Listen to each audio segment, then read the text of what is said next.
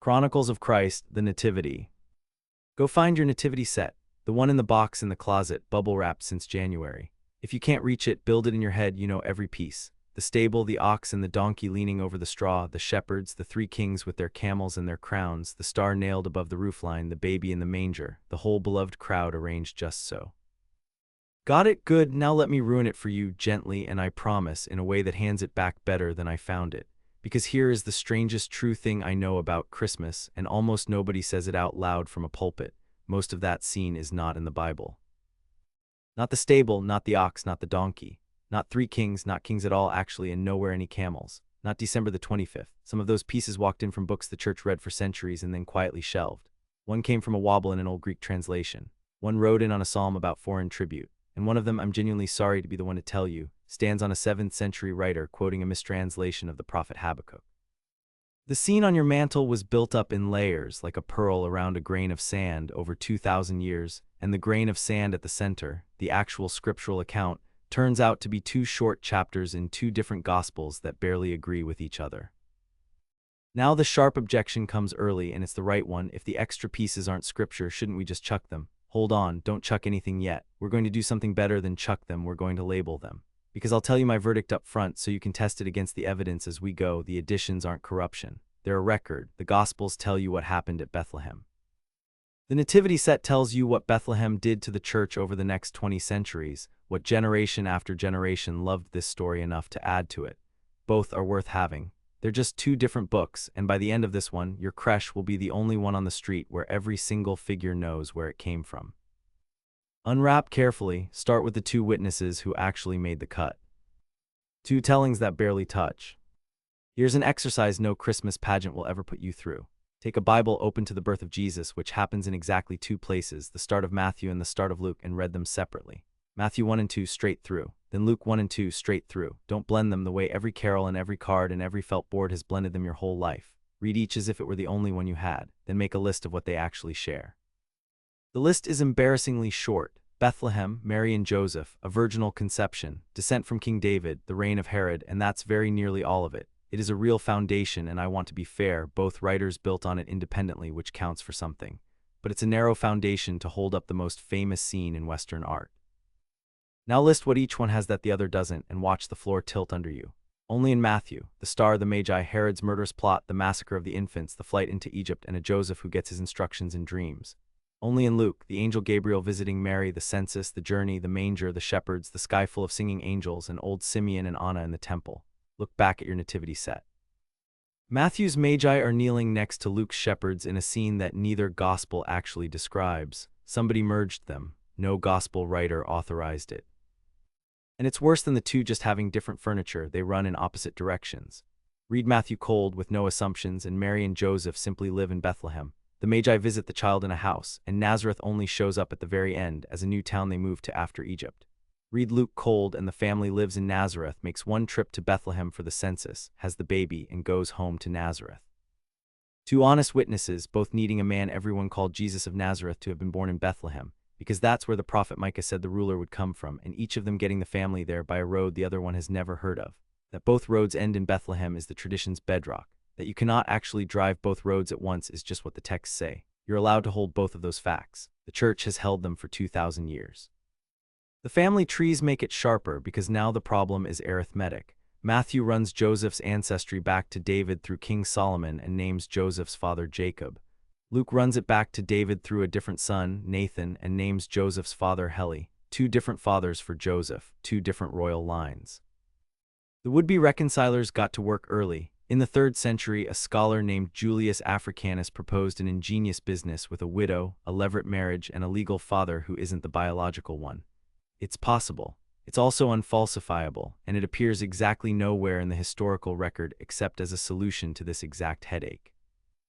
The other popular fix, actually, Luke is giving us Mary's family tree, not Joseph's, is on such thin ice that even the old Catholic encyclopedia, which is nobody's idea of a skeptic's clubhouse, admits the church fathers never read Luke that way. Plainly, the discrepancy is real and the repairs are wishful. And here's the heaviest fact of all, the one that ought to reframe the whole thing. The rest of the New Testament doesn't mention any of this. Mark, which most scholars think is the earliest gospel, skips the birth entirely and opens with a grown man at a river. John opens before time itself and never comes near a manger. And Paul, writing earlier than any of the Gospels, sums up the entire origin of Jesus in 8 words: born of a woman, born under the law, no star, no stable. No virgin, no Bethlehem. The Christmas story lives in 2 chapters of 2 books, written comparatively late, agreeing on a handful of things, which is exactly why, for this one, we're going to need every witness we can round up. So let's call the historians first. What the historians can weigh. The critical scholars show up to this one with a problem you can actually put a date on, and it's Luke's own fault. Start with the census. Luke pins the birth to the first registration, taken while Quirinius was governor of Syria. The trouble is, we know when that happened. The historian Josephus records Quirinius' census, and it lands in the year 6 CE, a real, famous event, big enough to touch off a tax revolt. But both Gospels put the birth in the days of Herod the Great, and Herod died in 4 BCE. So Luke's 2 timestamps are about a decade apart, and every attempt to close that gap has failed.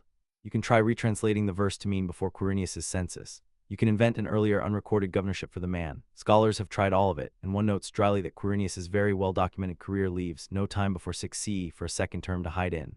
The Catholic bishop's own study Bible concedes the harmonizations have proved unsuccessful.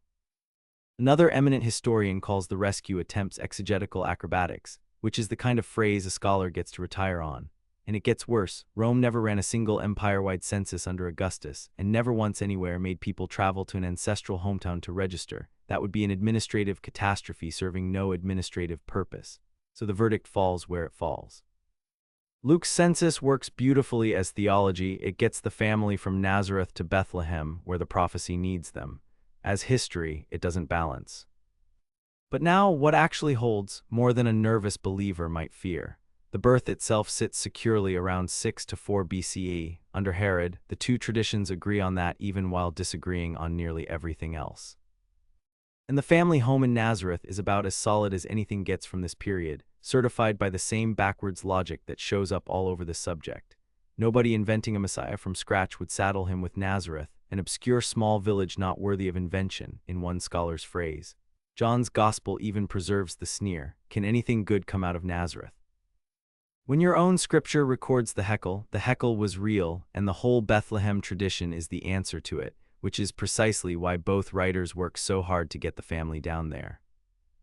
Then there's the massacre, Herod ordering every baby boy in Bethlehem killed, the darkest panel in the whole scene. And here the record goes quiet in a way that matters. Josephus chronicled Herod's atrocities with something close to relish. He tells us Herod executed 3 of his own sons, and Josephus never mentions this. Nobody outside Matthew does. So most scholars read it as theology in the shape of a story. A wicked king, a slaughter of Hebrew baby boys, one child spirited away to become the deliverer, Matthew deliberately painting Jesus as a new Moses, which is a thing he does more than once. The honest minority view, Bethlehem was a village of maybe 1,000 people, the actual number of victims might be 20, and history has misplaced far larger crimes than that. Both readings stand.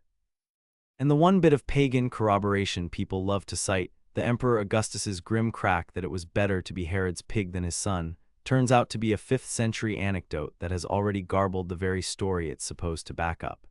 History declines it with real regret because it is a genuinely excellent joke.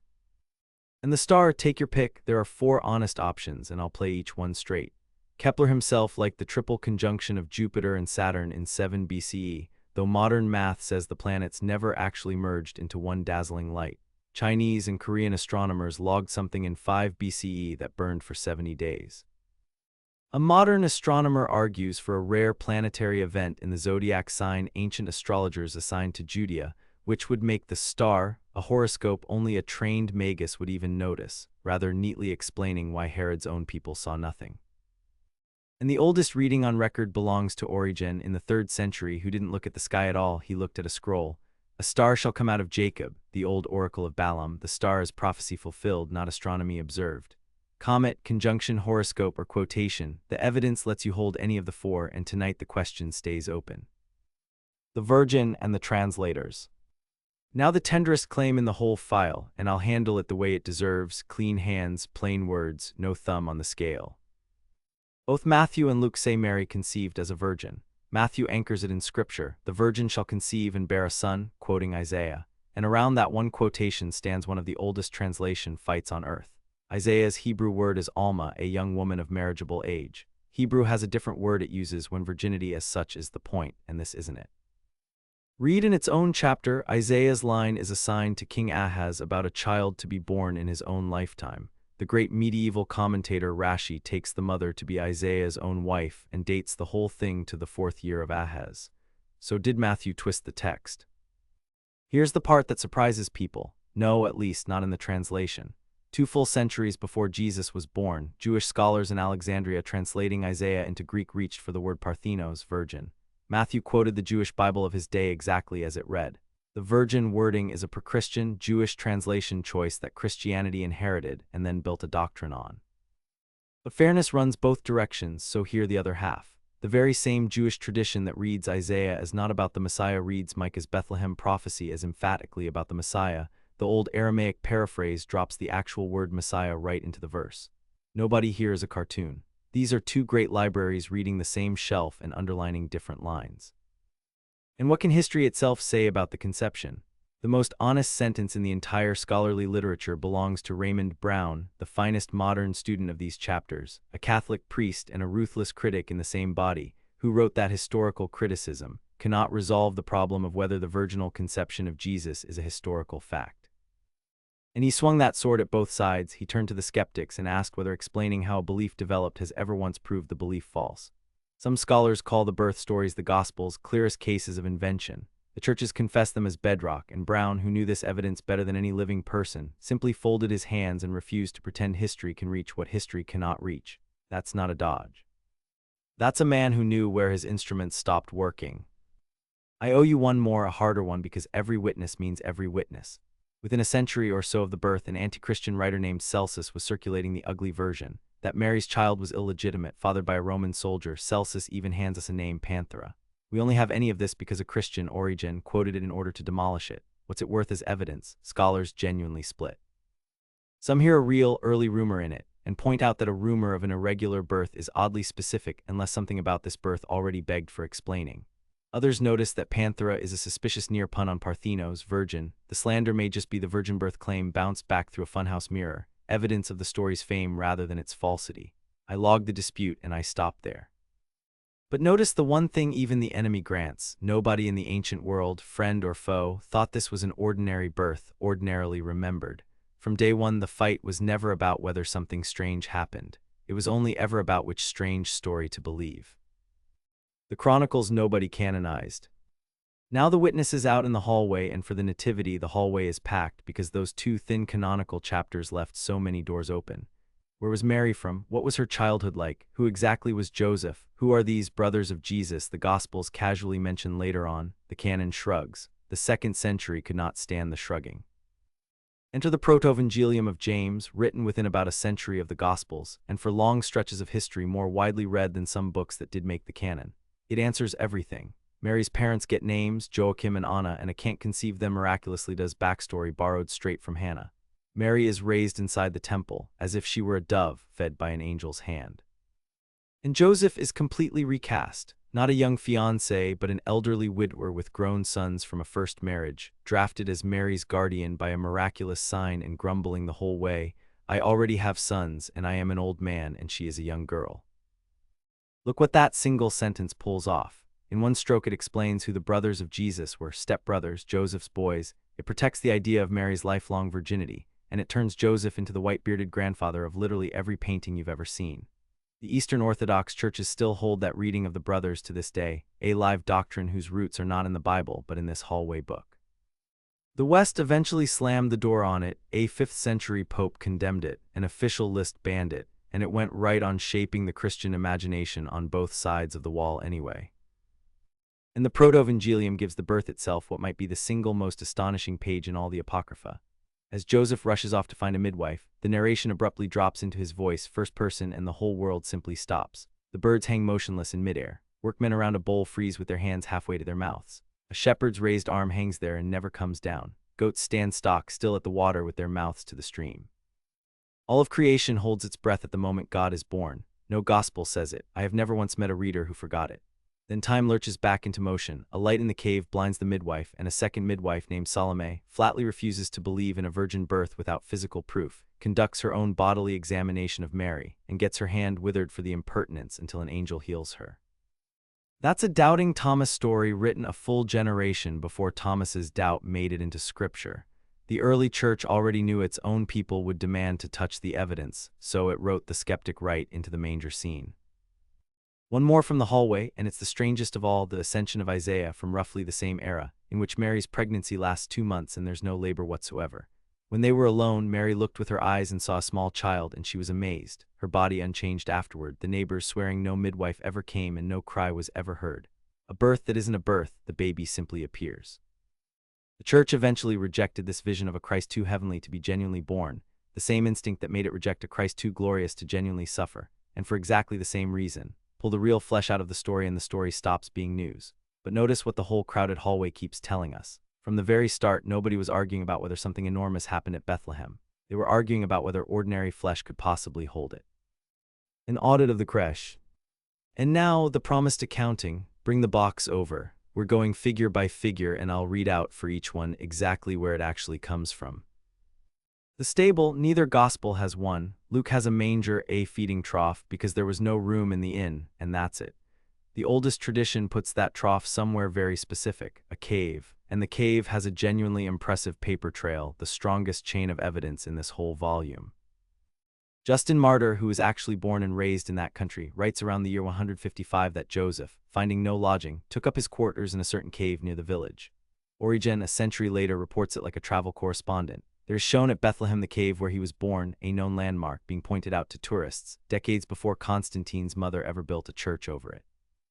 And Jerome, who moved to Bethlehem and lived out his days in a cell next to that grotto, adds the eeriest detail of all. Before the church was built, the Romans had planted a grove to the pagan god Adonis right on top of it, so that in the very cave where the infant Christ once cried, they mourned for the lover of Venus. Some historians read that as the empire deliberately paving over a shrine the Christians already kept, others as a coincidence later put to use. Either way, the cave is the one piece of your nativity set that comes with 2nd century receipts. The ox and the donkey. Here's the crown jewel of the whole audit. They appear in no gospel at all. Their actual lineage, Isaiah chapter 1, the ox knows its owner and the donkey its master's manger, which is a verse about Israel's ingratitude repurposed for the scene. Plus a translation wobble in Habakkuk, where the Old Greek Septuagint reads, "You shall be known between two living creatures," a line the Hebrew says nothing of the sort. Those two threads finally braid together into an actual narrative in a text called Pseudo-Matthew in the 7th century, where the ox and the ass take their places by the manger and worship without ceasing. 600 years after Bethlehem, the animals finally show up, and then the church sang them into permanence. The great Christmas chant, O Magnum Mysterium, marvels that animals should be the ones to see the newborn Lord in his manger. So your ox is standing on a mistranslated verse and a medieval devotional hit. Put him back in the creche anyway, he's earned his tenure by now, and he means exactly what the liturgy meant by him, the whole dumb, speechless creation, invited in first. The 3 kings, Matthew says magi, Persian scholar priests, astrologers, number unspecified, rank unspecified, ride unspecified, everything else is aftermarket. 3 got counted off the 3 gifts, 1 giver each for the gold, the frankincense, and the myrrh. Kings got promoted in by Psalm 72, may all kings fall down before him, a job upgrade complete by around the year 500. The names Caspar, Melchior, Balthazar don't surface until the 6th to 8th centuries in a Latin chronicle and a mosaic at Ravenna. And the camels wandered in from Isaiah 60, a multitude of camels bringing gold and frankincense, a poem about the nations streaming to Jerusalem, conscripted for the transportation problem. And I owe you the road not taken because fairness demands it. The Syriac-speaking churches counted 12 magi with full Persian royal names, and 1 Syriac bishop actually griped in writing about the stingy Western 3. So somewhere in the tradition, 9 magi are still standing around waiting for their figurines. The date on the box, no gospel names a season. The first document to nail the feast to a day is a Roman almanac from the year 354, which lists for December 25th, Christ born in Bethlehem of Judea. That very same almanac on that very same date also lists the festival of Sol Invictus, the unconquered sun, the solstice holiday. So did the church plant its feast right on top of the sun god's birthday in order to conquer it? Or did the date arrive on its own 9 months after March 25th, the traditional date of both the Annunciation and the Crucifixion, by an old belief that great prophets die on the same day their life's work began? Scholars defend both stories, and the almanac just sits there with its 2 entries, saying nothing. Meanwhile, the Eastern Church was keeping January 6th, and even then the feast was originally more about the baptism than the birth. That river has a whole chronicle of its own further down this shelf. Even the church's own calendar, it turns out, couldn't quite decide which teaching came first.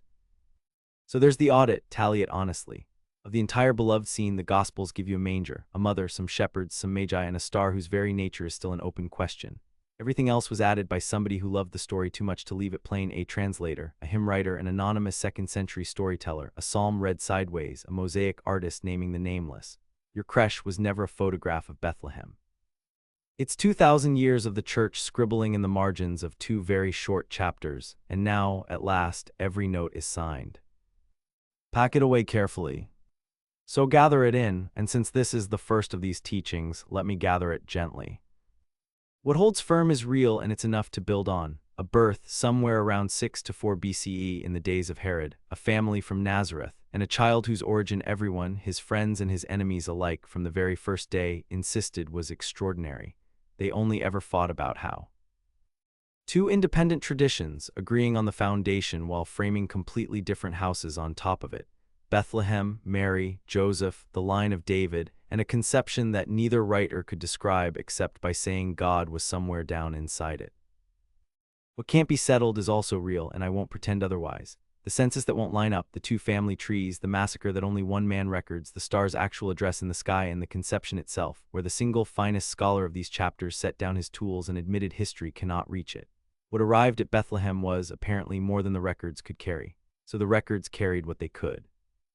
And then there's everything love added, and this is the part I most want you to keep. The cave with its receipts, the frozen birds and the shepherd's arm that never falls, the midwife who demanded proof, the ox standing on his mistranslation, the 12 magi and the 3, the names, the camels, the date beside the suns. Every figure in that box is now wearing a tag with its provenance on it, and not one of them has to leave, because the additions aren't the story going wrong.